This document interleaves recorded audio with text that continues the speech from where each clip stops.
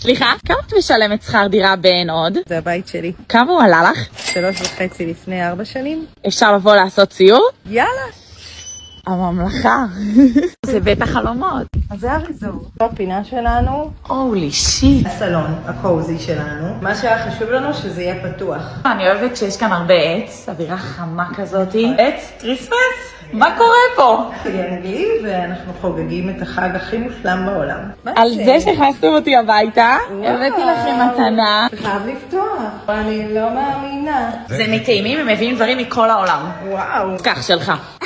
מהדורת כריסמס. הנה, זה מתאים לך, הנה, גילי. זה מתחת לעץ אנחנו נשים. זה המטבח שהכל כזה מוסתר. השירותי אורחים שלנו, האהובים עליי ביותר. חדרי הילדים. אז זה החדר של ליאור. יש לו יציאה החוצה לטרמפולינה.